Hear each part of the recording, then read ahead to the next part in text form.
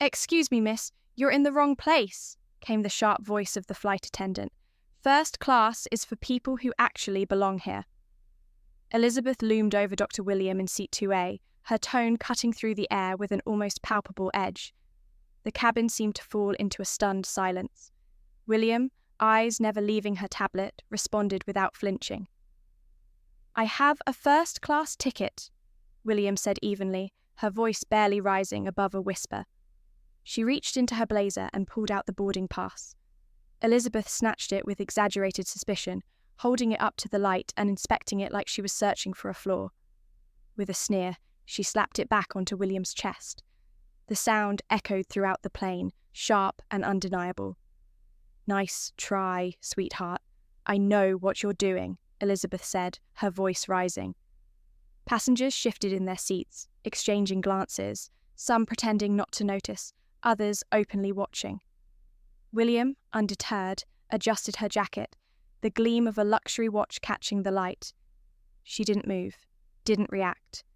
How many times have you been overlooked, dismissed, your worth unseen even as it stood right in front of you? With 10 minutes to go before takeoff, William repeated herself, calm but firm. "I have a first-class ticket," she said again, extending it in a silent challenge. Elizabeth grabbed it again, this time holding it up like she was inspecting something counterfeit. She raised it to the light and squinted. "Right, sure," she muttered.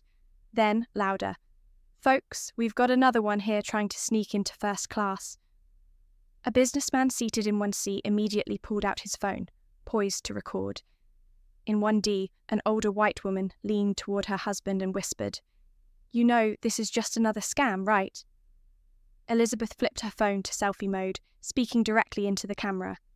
"Hey everyone, it's your girl Elizabeth, dealing with some serious drama up here. This woman thinks she can just sit wherever she wants." The viewer count began to climb. 23, 47, 89. "Security, gate, 12A, Elizabeth announced over her headset, never breaking her glare at William. "We've got a passenger refusing to vacate her seat."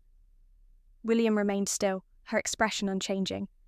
She took out her phone and, with a few swift taps, sent off 3 quick messages, one to her assistant, one to her legal team, and one to someone simply listed as board chair. The businessman in 1C had his phone now aimed squarely at William, recording every moment. "This is what entitlement looks like," he muttered under his breath, trying to fake her way into first class. His video went live on social media, tagged with the hashtag #FirstClassFraud. Within minutes, it had 47 retweets, sparking the crowd of viewers. A flight attendant from coach peeked into first class. "Do you need backup, Elizabeth?"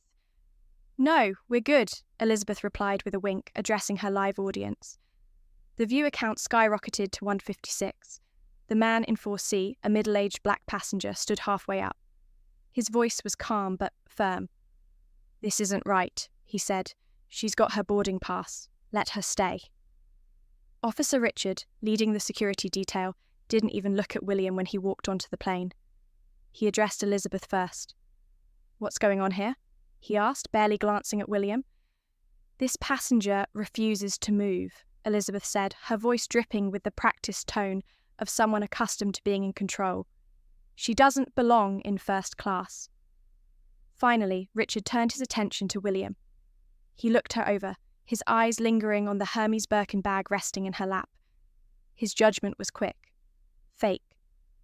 "Ma'am, we need you to gather your things," he said flatly. William didn't respond immediately. Instead, her fingers moved quickly over her phone screen, sending more messages to her team. The businessman in 1C, still filming, added a quiet narration. "This is what privilege looks like," he whispered, as though William could not hear him. "Sitting in first class without a real ticket." The hashtag #FirstClassFraud spread like wildfire across social media, fueling the narrative. A flight attendant from coach, watching the scene unfold, asked, "Do you need any help?" Elizabeth smiled, the engagement on her live stream climbing steadily. "No, the situation's under control." The middle-aged man in 4C was now standing fully, his voice rising above the hum of murmurs. "This is unfair," he said again. "She's got a first-class ticket, just like anyone else." Officer Richard gave him a sharp look, ordering him back to his seat. "Sir, please, stay seated." The older woman in 1D, her tone dripping with disdain, turned to the man. "She's clearly trying to scam her way into first class. We've all seen it before." Other passengers began to weigh in, some speaking up, others quietly shifting in their seats. A young white woman in 2C looked back and forth between William and the chaos, but said nothing. William had experienced this kind of thing before.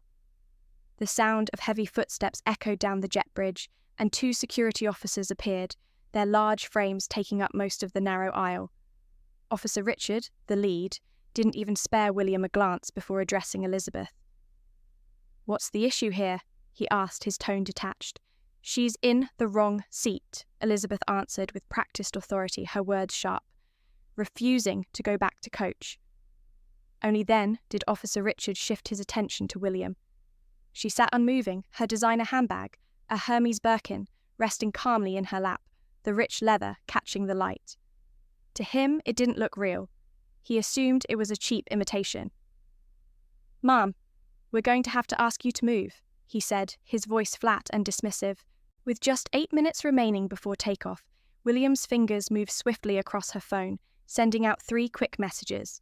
One to her assistant, another to her legal team, and the last to someone listed as board chair. Meanwhile, the businessman in 1C, who had been recording from the start, zoomed in even closer. "This is what entitlement looks like," he muttered, his voice low but clear. "Someone trying to get into first class without paying." The video hit X with the hashtag #FirstClassFraud, and the retweets began to mount. In mere minutes, it had spread to 47 shares. A flight attendant from coach peered into first class. "Do you need backup?" she asked Elizabeth. "Nah, security's got it," Elizabeth replied, her voice casual but confident. She winked at her phone's camera as her livestream viewer count shot up to 156. The middle-aged black man in 4C stood, his voice steady. "Excuse me, but this isn't right. She has a valid boarding pass." "Sir, please stay seated," Officer Richard snapped. The elderly woman in 1D turned around with a sickly sweet tone. "Honey, she's obviously trying to pull one over on everyone. We've seen this act before." The crowd's reactions began to split. Some passengers looked on with sympathy, while others shifted uncomfortably in their seats. A young white woman in 2C glanced nervously between the unfolding drama and her seatmate, but she remained silent. The businessman's companion nodded approvingly, as if this were long overdue. "Ma'am," Officer Richards said, his patience thinning, "we need to resolve this quickly. The flight's about to depart." William, unfazed, looked up at him with the same serene expression she'd worn since the confrontation began. "I'm waiting for the captain to make a decision." The live stream chat exploded with comments. "Show her receipts," one user wrote. "Just drag her off already," another commented. "Why do they always play the victim?" Elizabeth's voice cut through the noise. "The captain doesn't have time for your games," she snapped. "Security, please escort her off so we can get the paying customers to their destinations." The elderly woman gave a small nod, as if the resolution had been long overdue. "Finally, someone with sense." Officer Richard reached for his radio. "Ground control, we may need a gate return to remove a passenger." With just 6 minutes to go before takeoff, Joseph, the senior flight manager, appeared at the door. His pressed uniform and clipboard were a silent command to respect. Elizabeth quickly minimized her stream, but kept it running quietly. "What's the delay?" Jenkins asked, surveying the cabin. "Passenger in the wrong seat, sir," Elizabeth responded, her tone now more formal. "She refuses to move to coach." Jenkins looked at William, his eyes taking in her composed demeanour and understated luxury. Something flickered in his gaze, not recognition, but calculation. She didn't fit the typical pattern of first-class troublemakers. "Ma'am," Jenkins said, his voice still neutral, "may I see your boarding pass and identification?" For the first time, William allowed herself a small, almost imperceptible smile. "Certainly," she replied, handing over both documents. Jenkins scrutinized them carefully. The The boarding pass indicated a seat in 2A, first class, purchased just days earlier for $2,147. The ID read Dr. William, with an address in Buckhead, Atlanta's most prestigious area. Jenkins, however, wasn't one to be easily fooled. After 15 years in the airline business, he knew how scams worked. Rich passengers usually travelled with entourage or obvious displays of wealth. This woman's quiet confidence seemed almost too deliberate. "These documents seem legitimate," Jenkins said after a long pause. "But we've seen high-quality forgeries before. I'll need to verify this through our system." Meanwhile, the businessman's video continued to gain momentum, now reaching 189 shares. The comments were endless. "Why is this taking so long?" one user asked. "Just kick her off already." "Typical airline inefficiency," Jenkins muttered, barely audible, as Brian, a second flight attendant, rushed over from the galley. "Captain Thomas is asking for an update," Brian said quickly. "Tower is losing patience." Jenkins, flustered, accessed the airline's passenger records on his tablet. The system displayed Dr. Williams' profile, marked with gold status. Oddly, though, her flight history seemed too sparse for someone who wore such expensive accessories. He hesitated, trying to find something to hold on to. "Ma'am," Jenkins said, eyes narrowing, "our records show some inconsistencies with your booking. Did you buy this ticket directly or through a third party?" It was a phishing attempt, a last-ditch effort to find any reason to justify the delay. William's phone buzzed with replies to her earlier messages, flashing 3 confirmations on the screen. She glanced at them briefly, then placed her phone face down on the tray table. "I purchased it directly through your website," she said coolly. "Would you like the confirmation number?" 4 minutes until takeoff. The young Latina in 3B, who had been watching the scene unfold, finally spoke. "I saw her boarding pass when she got on," she said. "It clearly said first class." The black man in 4C added his voice to the growing chorus. "Yeah, I saw it too. First class. No question about it." Jenkins felt his authority slipping. He had made a stand, but now passengers were contradicting his crew's version of events. He couldn't backtrack, though, not in front of all these eyes. As if on cue, Captain Thomas's voice broke through the tension over the intercom. "Flight crew, we need a resolution on this passenger issue. The tower is threatening to reassign our slot," the captain's voice demanded. The clock was ticking. Jenkins felt the pressure mounting from every direction. He made a decision. "Ma'am," Jenkins said, his voice cold, "given the circumstances and the delay, I'm going to have to ask you to leave the plane for further verification. We can rebook you on the next available flight." William, calm as ever, reached into her blazer with deliberate slowness. What she pulled out would change everything. 3 minutes until takeoff. Instead of a weapon or a pile of paperwork, William took out a small, unassuming, black leather business card holder. She extracted a single card, placed it face down on the table, and let her fingers rest on top of it. "Mr. Jenkins," she said with quiet confidence, "before you make any final decisions, I suggest you call Captain Thomas here personally."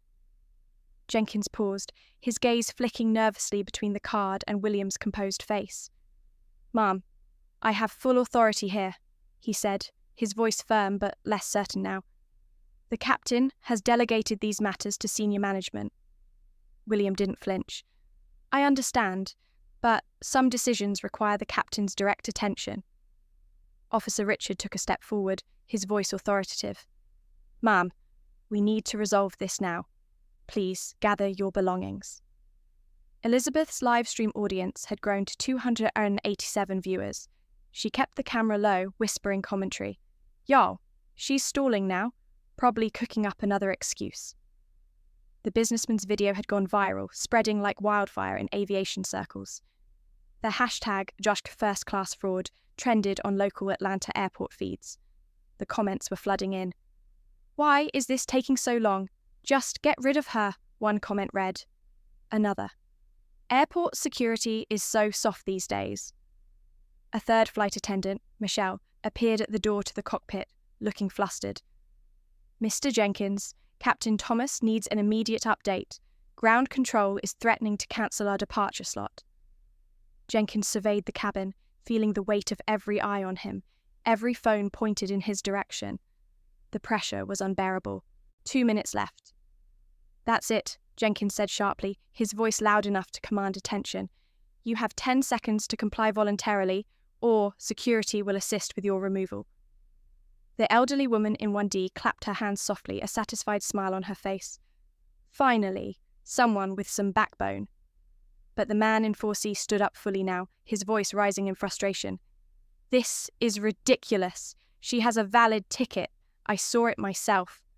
Sir, sit down immediately, or you'll be removed as well, Officer Richard warned, his voice cutting through the tension. The atmosphere in the cabin shifted. Passengers began to exchange nervous glances. The young Latina in 3B looked around anxiously, but said nothing.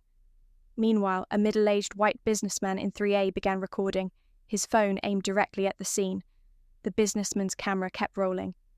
This is getting out of hand, he muttered, the frustration in his voice clear. Elizabeth's live stream was going wild. Viewers flooded the chat as the count hit 341. This is better than reality TV, one comment popped up. Why won't she just leave? Another viewer asked. William's phone buzzed once more. The caller ID flashed, legal emergency line. Without looking up, she declined the call. Jenkins saw the screen and felt a chill run through him. Emergency legal lines were hardly something regular passengers had access to. Ma'am, Jenkins said, his patience thinning, this is your final warning. Please leave the aircraft immediately. Then Captain Thomas's voice cracked over the intercom, cutting through the tension like a sword. Ladies and gentlemen, this is your captain speaking. Due to an operational issue, we will experience a short delay. Flight attendants, please suspend all departure procedures. Jenkins stiffened. He hadn't requested any delay. If anything, he needed to act quickly to keep their departure on track. Michelle, the flight attendant from the cockpit, hurried over to him, her face tight with concern. Sir, Captain Thomas insists on speaking with you in the cockpit, immediately. He specifically asked about the passenger in 2A. Jenkins froze. How does the captain know about 2A? He had only mentioned a generic passenger issue in his report. The businessman from 1C caught the exchange on his camera. His video now had 312 shares, and it was being picked up by local news outlets. It was 1 minute past scheduled departure. Officer Richard continued maintaining control of the situation. I'll be right back, Jenkins said, though doubt had crept into his voice.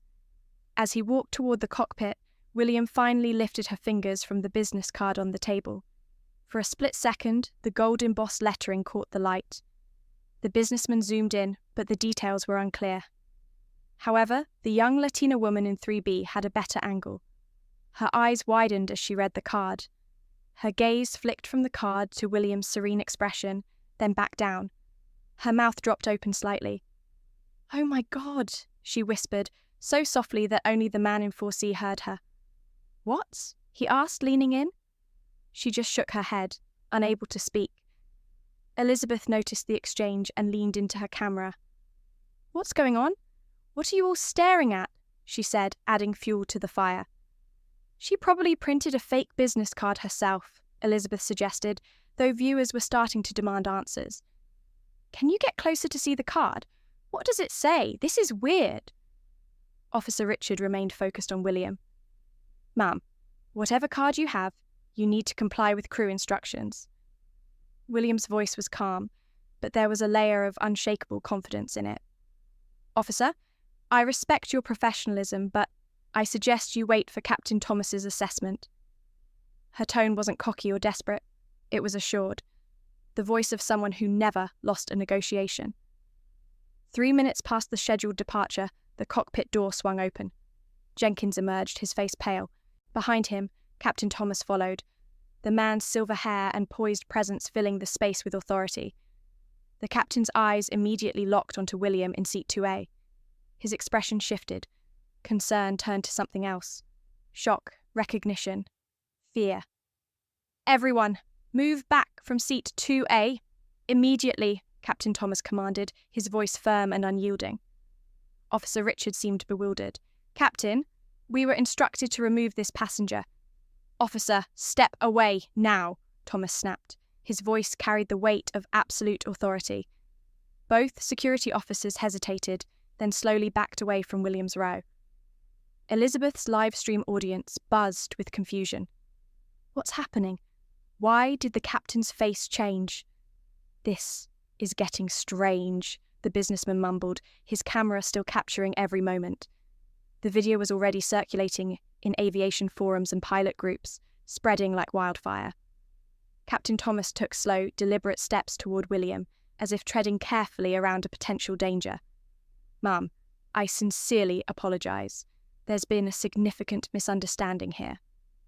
Jenkins, standing just behind him, looked as if he had seen a ghost. The plane had gone eerily quiet, the only sound coming from the steady hum of the aircraft's power systems. Every passenger, it seemed, was watching. Most were still filming the entire scene.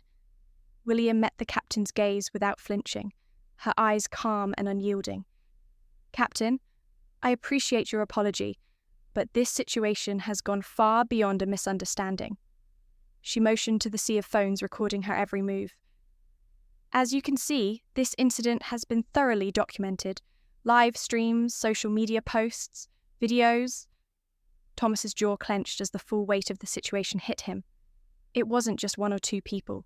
It was being broadcasted everywhere. Every major platform would carry this story in mere minutes. "Ma'am," he said, his voice now more resigned, "please accept my sincerest apology as well as that of the airline. This should never have occurred." William's response was quiet but cutting. "Captain Thomas, I believe you now understand who I am. The real question is, what are you willing to do about it?" Her business card remained face up on the tray table, clearly visible to everyone in the vicinity. The captain could read it easily, as could the young Latina woman in 3B, who gasped audibly. The businessman in 1C leaned in, trying to decipher the details with his camera. His live stream viewers were bombarding the chat. What does the card say? Elizabeth's confident facade finally cracked. Her live stream stuttered, and her voice faltered. I don't understand what's going on." William, unhurried, picked up the business card and held it high so everyone could see. This was the moment that would change everything. 5 minutes past the scheduled takeoff, the elegant card revealed its devastating truth. It read, "Washington, Aerospace Industries, Dr. William, CEO and founder, primary contractor, Commercial Aviation Division." The businessman in 1C zoomed in, his voice trailing off as he read aloud. "Washington Aerospace Industries, CEO." His words faltered as the implications of what he was reading sank in. The chat exploded. "Washington Aerospace, that's the company that leases planes to airlines." "Oh, wow! Is this real?" Captain Thomas stood motionless, his face drained of colour. In his 3 decades of aviation experience, he knew which names were important. Washington Aerospace wasn't just another contractor. They were one of the top 3 aircraft leasing companies in North America, controlling over $12 billion in aviation assets. "Ma'am," Thomas said, his voice barely audible, "I had no idea." William's reply was cool and composed. "Clearly," she said. She then opened an app on her phone and began scrolling. "This aircraft, tail number N847WA, is leased from Washington Aerospace Industries. The annual contract value is $2.3 million with a 7-year renewable term." The young Latina woman in 3B's hands flew to her mouth as her eyes widened. She worked in aviation insurance and instantly realized the magnitude of what William had just revealed. William wasn't just some wealthy passenger. She controlled a huge portion of the US commercial aviation market. Elizabeth's view count had surged to 567, but her once confident commentary had evaporated. She stared at the business card, unable to process what had just been laid out before her. "This can't be real," Elizabeth muttered, though her skepticism sounded hollow now. "Anyone can print a business card at FedEx." William turned her attention to Officer Richard. "Would you like me to call Washington Aerospace's 24-hour verification line? They can confirm my identity and my company's relationship with this aircraft." Richard looked back and forth between William and Captain Thomas, clearly thrown by the entire situation. In his 15 years as a security officer, he had never encountered anything remotely close to this. "Captain," Richard said, his voice uncertain, "what should we do?" Thomas was calculating his next move, the weight of the decision pressing down on him. His mind raced, and it was clear. This moment would determine the course of the situation. Jenkins felt a knot tighten in his stomach. If William really was the CEO of Washington Aerospace, this whole incident could ruin his career and possibly bankrupt the airline. But if she was just playing some kind of elaborate scam, then he'd be the fool for believing her. "Ma'am, I need to verify this through our proper channels," Jenkins said, trying to steady his nerves. William nodded calmly, a small approval in her eyes. "Of course, verification is always the right approach." She glanced around the cabin, sweeping her hand through the air. "While you're doing that, I should mention that this entire incident has been witnessed by, well, let's just say a significant number of people." Her gesture pointed to the phones surrounding her. "There are approximately 800 people across several platforms, and the viewership is growing rapidly." The businessman's video had gone viral, reaching aviation forums and social media, where it was being shared by industry professionals. His follower count skyrocketed, and verified accounts in the aviation world began to comment. "Is that really William?" one verified aviation journalist posted. "If so, this is going to be the worst day in Skylink's corporate history." Another verified comment came from a pilot. "Washington Aerospace leases half the planes I fly. This could be disastrous for Skylink." 7 minutes after the scheduled departure time, Jenkins finally found his voice again, though it wavered slightly. "Captain, even if this is legitimate, it doesn't excuse the passenger's initial refusal to comply with the crew's instructions." William's gaze shifted to him, and for the first time, he felt the full weight of her attention. "Mr. Jenkins, let me clarify exactly what happened here. Your flight attendant made multiple false claims about my ticket. She suggested, without evidence, that I had forged federal documents. She deliberately created a hostile environment based solely on assumptions about my race and economic status." She paused, letting the silence sink in. "This all took place while I was sitting in a seat I lawfully purchased on an aircraft owned by my company, which is leased to your airline." The cabin was still, except for the nervous rustling of passengers and the faint hum of recording devices capturing every word. Jenkins stood in silence. Captain Thomas fumbled with his phone, dialing with unsteady hands. "This is Captain Thomas, ID number 4847, calling from aircraft N847WA. I need immediate verification of Washington Aerospace Industries executive leadership." He waited for a response. "Yes, I'll hold." William continued speaking in that calm, unwavering voice that held more authority than any shouting could.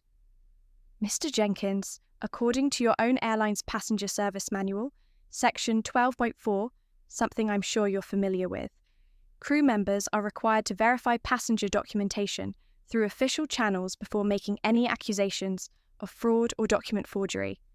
Was that protocol followed in my case?" Jenkins opened his mouth, then closed it. The manual was clear, and everyone in the cabin knew that the proper procedures had not been followed. William didn't stop. She glanced at her phone and added, "Also, your company's updated employee social media policy, revised just 6 months ago, prohibits staff from live streaming passenger interactions without explicit consent. Ms. Williams has been broadcasting this situation to hundreds of viewers, violating both company policy and, potentially, federal privacy laws." Elizabeth's face turned pale as the realization hit her. Her live stream was still active, now with 634 viewers, and her professional reputation was unraveling in real time. She scrambled to end the stream, but panic was written all over her face.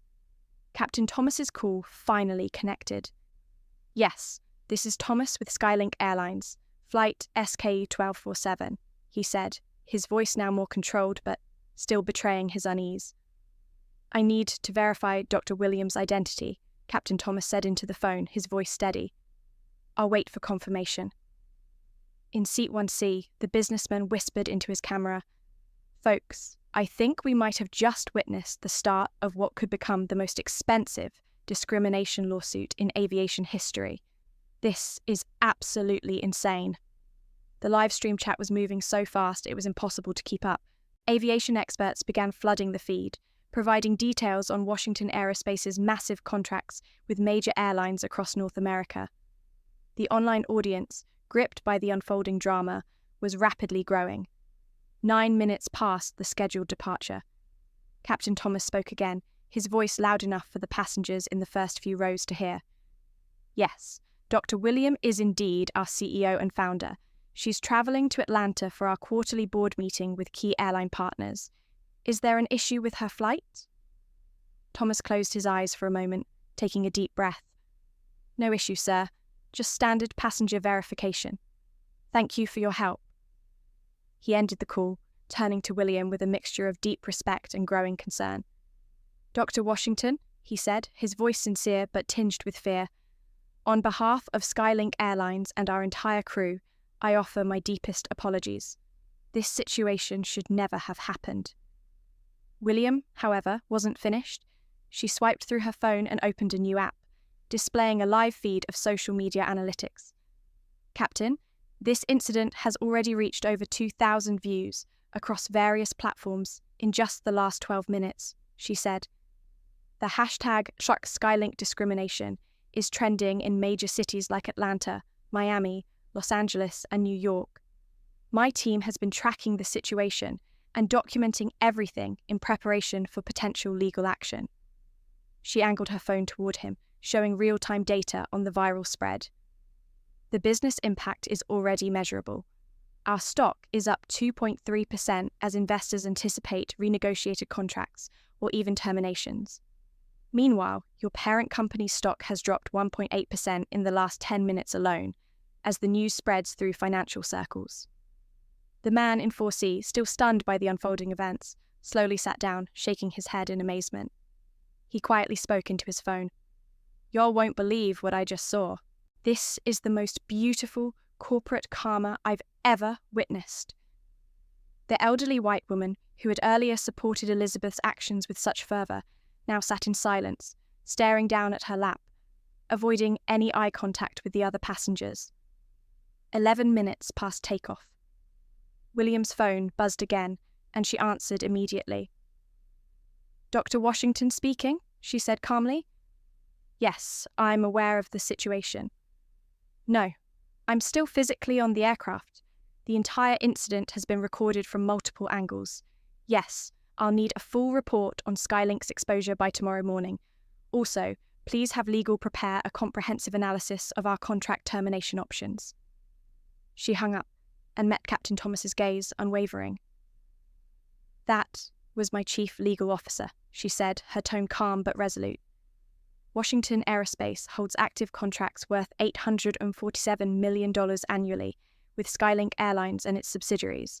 We lease 67 aircraft to your fleet of 196 planes, representing 34.2% of your operational capacity. The impact of her words hit Thomas like a punch to the gut. He had never encountered a passenger who wielded such precise, calculated business facts. William didn't stop there. Additionally, we maintain service contracts for another 23 planes in your fleet, and we're negotiating a $1.2 billion expansion deal for next year. Jenkins looked like he was on the verge of collapse. The potential consequences of this situation were far beyond anything he had ever dealt with. Dr. Washington, please, tell me how we can resolve this. But William had one final bombshell to drop that would completely alter their understanding of the power dynamics at play. Calmly, she reached into her bag and pulled out a second business card. This one was much simpler in design, but its implications were far more significant. Captain Thomas, she said, her voice even, there's something else you should be aware of. Washington Aerospace isn't my only involvement in the aviation world. With a few quick taps on her phone, she opened a portfolio app. On the screen, she displayed her impressive array of investments across multiple industries. Meridian Investment Group, the company I founded 12 years ago, owns a 12.7% equity stake in Consolidated Airways International, Skylink's parent company. That makes us the third largest shareholder. The revelation hit the cabin like a lightning strike. The businessman's live stream chat exploded with excitement and disbelief. Wait, she owns part of the airline? This is unreal. That flight attendant just insulted her own boss's boss. Jenkins looked like he might faint. Meanwhile, Elizabeth's live stream abruptly cut off as she scrambled to delete the evidence of her catastrophic mistake, panic clearly setting in. Captain Thomas stood frozen, staring at William for a full 10 seconds before finally whispering, "Dr. Washington, what would you like us to do?" For the first time since boarding, William smiled, a slight but meaningful gesture. "Captain, I think it's time for some serious corporate accountability," she said with chilling calmness. The true reckoning was about to begin.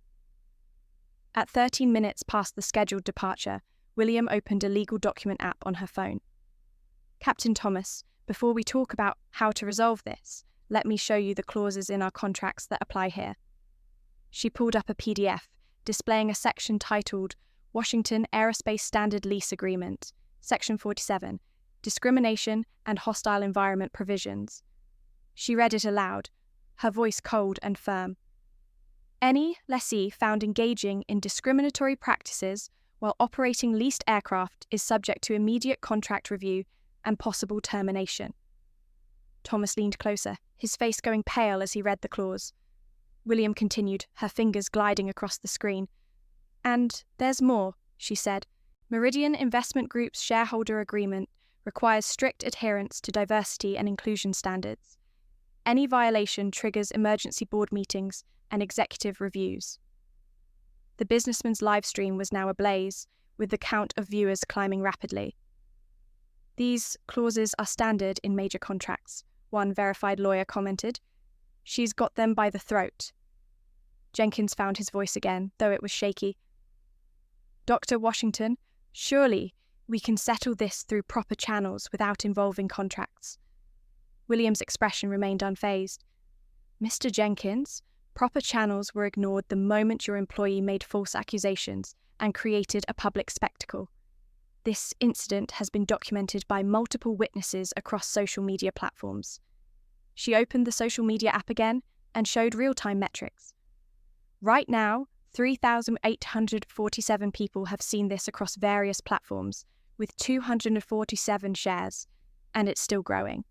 The hashtag #Skylink discrimination has been used 156 times in the past 15 minutes alone." In seat 3B, the young Latina woman, who had been quietly streaming, was now providing live commentary in Spanish for her followers in the aviation community. Her viewership had climbed to 89, mostly industry workers, who were sharing the incident across their professional networks. Jenkins appeared as if he might collapse under the pressure. The weight of what was unfolding, how it could potentially impact the business, was more than he had ever experienced. "Dr. Washington, please, tell me how we can move forward and resolve this situation." William, however, wasn't done revealing the true scale of the power she wielded. She reached into her purse and retrieved another business card, this one simpler than the first, but carrying an even more explosive implication. "Captain Thomas," she said, her voice unwavering, "Washington Aerospace isn't my only interest in aviation." She unlocked an app on her phone, showing a portfolio with hundreds of investments across various sectors. "Meridian Investment Group, the firm I founded 12 years ago, holds a 12.7% stake in Skylink's parent company, Consolidated Airways International. We're currently the third largest shareholder." The atmosphere in the cabin shifted dramatically. The businessman's live stream exploded in a flurry of comments. "She owns part of Skylink? This is insane. That flight attendant just insulted her own boss's boss." Jenkins looked as though he might pass out. Meanwhile, Elizabeth's live stream abruptly cut off, her panic clear as she scrambled to erase the evidence of her catastrophic error.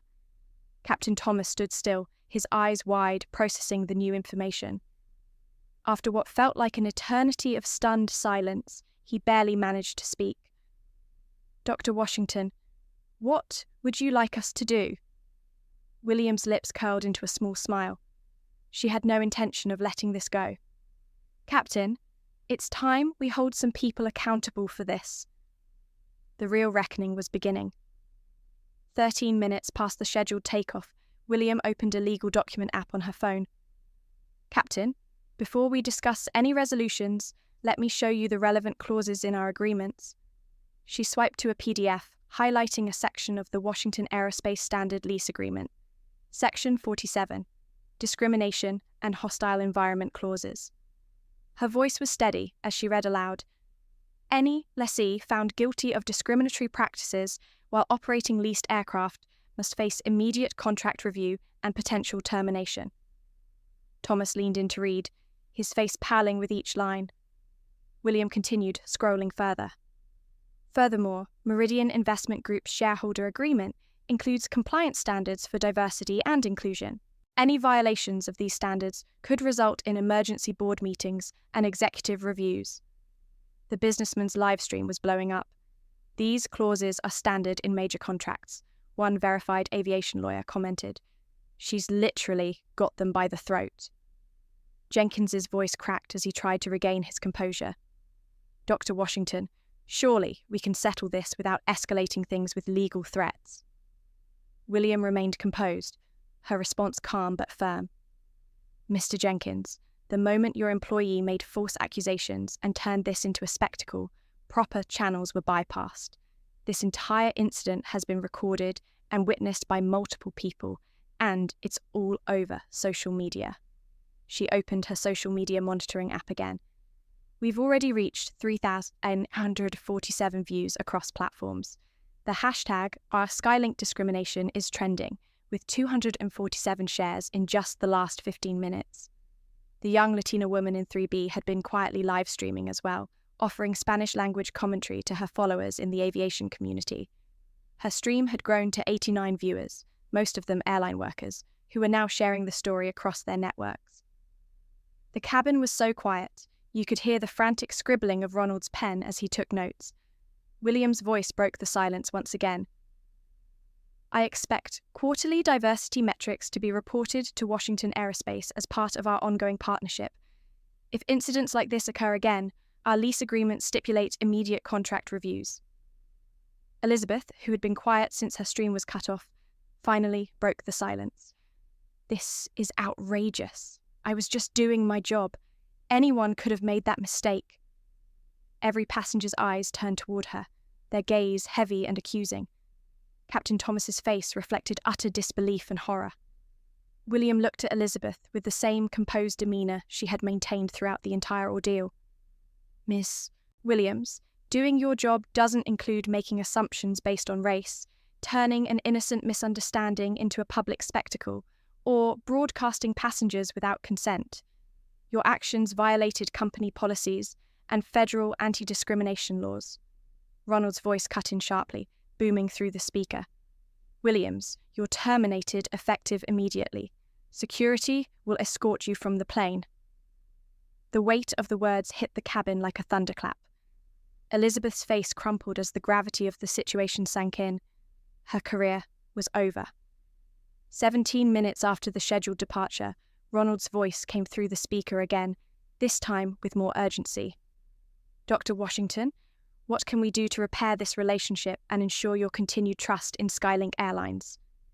William, her expression unshaken, glanced at her phone.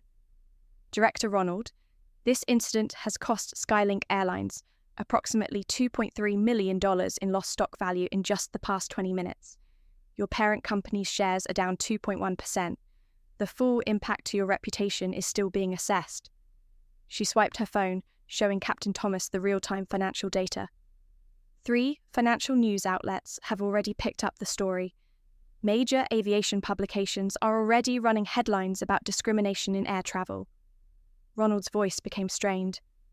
What would you consider appropriate compensation for this incident? William didn't hesitate. I'm not looking for monetary compensation, Director Ronald. I want systemic change that prevents this from happening to other passengers who don't have the resources to fight back. The power in her words echoed across the cabin. This wasn't about money. It was about changing an entire system. I want Skylink Airlines to become a model for how discrimination should be prevented and handled. I want your company to lead the industry in creating an inclusive travel experience." Ronald took a moment before responding, his voice quieter but resolute. "Dr. Washington, we commit to implementing every change you've outlined. Our legal team will have a comprehensive discrimination prevention plan ready within 48 hours. William nodded, her gaze steady. "I'll have my legal team review your proposal. If the changes are significant and measurable, Washington Aerospace will continue our partnership and possibly expand it." William's words carried a dual purpose: consequences for the airline's behaviour and the possibility of future cooperation should they follow through with the necessary changes.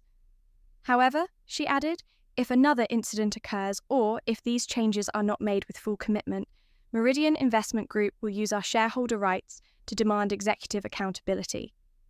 Ronald didn't hesitate. "Dr. Washington, you have my personal guarantee this will never happen again." Captain Thomas, who had been tense throughout the entire exchange, finally looked relieved. "Dr. Washington, are we cleared for departure?" William smiled faintly, her expression softening for the first time. "Captain, I believe we can proceed. But before we do, I think the passengers deserve an explanation of what happened and what it means for their future travel experiences." She was about to turn this moment of personal victory into an opportunity for everyone on board. It wasn't just about her victory anymore. It was about advocating for systemic change in an entire industry. 19 minutes past the scheduled takeoff, Captain Thomas stood, his voice now carrying a sense of authority and humility as he addressed the cabin. "Ladies and gentlemen," Captain Thomas's voice filled the cabin, his tone filled with sincerity. "I want to personally address the situation you've all witnessed today. The treatment Dr. Washington received was unacceptable, and it goes against everything we stand for at Skylink Airlines. What happened here does not reflect the values of our company or the aviation industry as a whole." He paused, then turned his gaze toward William, offering a look of deep respect. Dr. Washington's response throughout this entire ordeal has been nothing short of remarkable. Her actions will help ensure that this never happens to any other passenger again. The cabin erupted into applause. The man in 4C stood first, followed by the young Latina woman in 3B. One by one, other passengers joined in, clapping in support. Even the elderly woman in 1D, who had once sided with Elizabeth, was now clapping, tears in her eyes. William stood, acknowledging the applause with a nod. "Thank you, all of you," she said, "but I want to be clear. This incident wasn't just about me. It's about every single person who has faced discrimination while travelling. Those who lacked the means to speak up, who accepted mistreatment because they felt powerless." Her voice carried strength, her words resonating throughout the cabin. "The changes we've implemented today will protect future passengers. Real-time reporting, mandatory bias training, and holding executives accountable aren't just policies. They are promises to everyone who steps onto an aircraft." Officer Richard, who had maintained professionalism throughout the ordeal, took a step forward. "Dr. Washington, I want to apologize for my role in this situation. I should have questioned things before taking action." William's expression softened, but her words remained firm. "Officer Richard, you did your job as best as you could based on the information available. The failure lies with the system, which didn't provide proper protocols for situations like this. That's exactly what we are here to fix." Her response turned a personal apology into an opportunity for systemic change, emphasizing that the failure wasn't on the individual, but the system. At 21 minutes past the scheduled takeoff, Michelle, the flight attendant who had gone to fetch Captain Thomas, made an announcement over the PA system. "Ladies and gentlemen, effective immediately, Skylink Airlines is implementing new passenger verification protocols. Any passenger service issue will now require supervisor review and proper documentation before any action is taken. Additionally, we are launching a 24-hour passenger advocacy hotline to report discrimination incidents." The businessman in 1C, who had been recording the entire event, spoke up. "Dr. Washington, I owe you an apology. I was too quick to judge and too quick to record. Today, I've learned an important lesson about assumptions and privilege. William smiled, nodding. Thank you for that acknowledgement. But more importantly, thank you for documenting this. Your video will be used in our training materials to help other employees recognize and prevent discrimination in the future. She was turning the negative act of documentation into a positive force for change, using it as a learning tool for others. Brian, the flight attendant from the galley, came forward holding a tablet. Dr. Washington, our crew has just completed the first mandatory bias recognition module. It's a brief 15-minute assessment, which will soon be rolled out across the entire system. William looked at the tablet, scanning through the module. It included exercises on identifying implicit bias, scenario-based questions, and de-escalation techniques. This is exactly the kind of proactive approach that fosters real change, she said with approval. At 23 minutes past the scheduled departure, Director Ronald's voice came through the cockpit speaker once more. Dr. Washington, our legal team has drafted an initial framework for preventing discrimination. We are sending it over now for your review. William's phone chimed as an encrypted document arrived. She quickly scanned the 23-page proposal, her legal expertise allowing her to process the complex language with ease. Director Ronald, she said after a moment of evaluation, this framework is solid. I'm particularly impressed by the real-time reporting app and the quarterly metrics dashboard.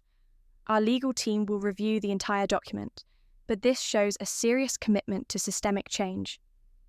She looked around the cabin, meeting the eyes of the passengers who had witnessed this transformation. This isn't just about this incident, William thought. This is about changing the way business is done, for good. Ladies and gentlemen, Captain Thomas spoke over the intercom, his voice firm and resolute. What you witnessed today is not just a resolution to a conflict. It's an example of how institutions can adapt and improve when they are held accountable by those who care enough to make a difference. The young Latina woman in 3B hesitantly raised her hand. Dr. Washington, will passengers be able to access these new reporting systems? William's response was immediate, her tone confident. Yes, absolutely. The passenger advocacy hotline will be available 24/7, and the incident reporting app will be accessible through Skylink's website and mobile app. Every passenger will have a direct line to those in charge. Captain Thomas glanced at his watch. Dr. Washington, are we ready for takeoff? I know you mentioned a meeting in Atlanta. William gave a small, genuine smile, the first one since the ordeal had begun. I believe we're ready, Captain, but I have one final request. She stood up, addressing the entire cabin once again. I'd like everyone here to become advocates for change. Share what you learned from today. Tell others about the experiences you've witnessed. Hold all institutions accountable when you see discrimination. Real change begins when individuals hold systems to a higher standard and demand better treatment. The elderly woman in 1D, her voice trembling, spoke up. Dr. Washington, I was wrong earlier. I allowed my assumptions to guide my actions. I promise to do better moving forward. William's expression softened. Thank you for that. That's how real progress happens. One person, one interaction, one accountable moment at a time. The plane was 25 minutes past the scheduled departure time, but it finally began to taxi down the runway. William reclined into seat 2A, the seat she had rightfully occupied from the start. Her Hermes bag rested comfortably on her lap, her Patek Philippe watch catching the light, and her business cards were safely tucked back into her blazer pocket. But more than that, William had used this moment of personal injustice to catalyze systemic change. Her calm strength had transformed a troubling incident into a catalyst for reform that would resonate across the entire aviation industry for years. As the aircraft lifted off, it wasn't just carrying passengers to their destinations. It was carrying forward a new standard for dignity, respect, and accountability in air travel. This, William knew, was how real change took place, not through anger or revenge, but through preparation, persistence, and the strategic use of power to serve justice. 6 months later, the impact of William's actions was measurable and profound. Skylink Airlines reported a 73% decrease in passenger discrimination complaints across its network.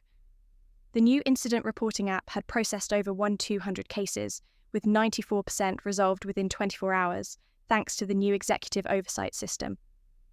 Williams' quarterly board meeting had led to a groundbreaking partnership expansion between Washington Aerospace and Skylink, with a $340 million increase, the largest contract boost in the airline's history. It turned out that trust wasn't just a moral choice, it was also a profitable one.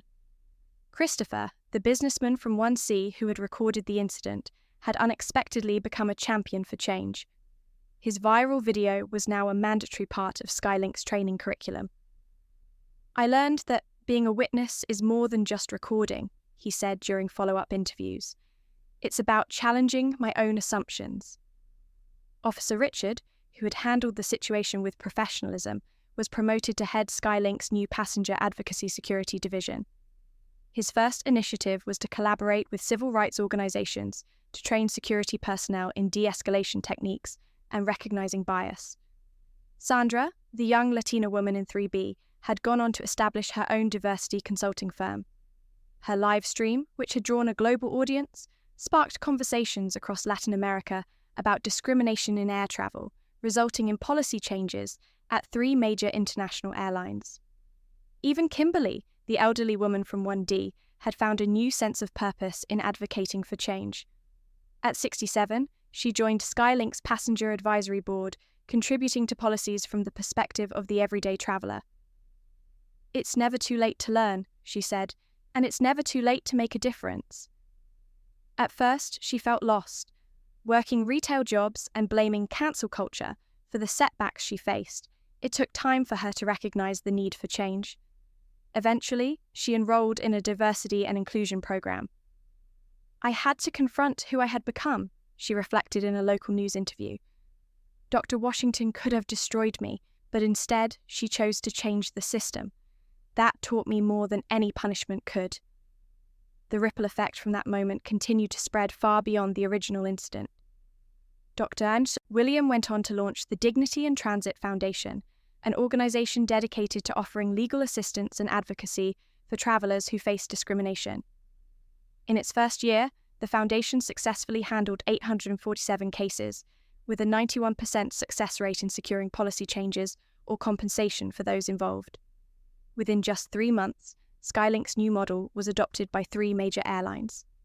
The Federal Aviation Administration, FAA, took note, creating new industry-wide standards for preventing discrimination, all based on the framework born from the incident on flight SK-1247. In fact, aviation schools soon incorporated the Washington Protocol into their programs, teaching future leaders how strategic thinking, preparation, and patience could drive systemic change across industries. The true power in these stories isn't simply about one person overcoming discrimination. It's about how quiet resilience, guided by principle, can foster lasting transformation. William didn't need to shout to change the standard. Her journey is now a part of countless other Black stories, real, raw, and transformative, demonstrating how dignity in the face of adversity can change the system. These stories are important because they show us that change is achievable when we refuse to accept less than what we deserve. And now, it's your turn. Have you experienced or witnessed discrimination at work, in transit, or in daily life? Share your story in the comments. Your experiences matter. Just as Dr. Washington changed the game, so can you. When you encounter injustice, document it. When you're in a position of power, use it responsibly. And when discrimination confronts you, remember that your response can ripple far beyond that moment. Make sure to subscribe to Black Soul Stories for more untold stories of quiet power, strategic resistance, and dignified victories. The most powerful responses are often the ones that people least expect. Share this story. Let others know that thoughtful preparation overcomes confrontation, dignity beats discrimination, and systemic change outlasts personal vengeance. Remember, you don't need to raise your voice to elevate the standard, but you must raise your expectations and demand that the world meet them.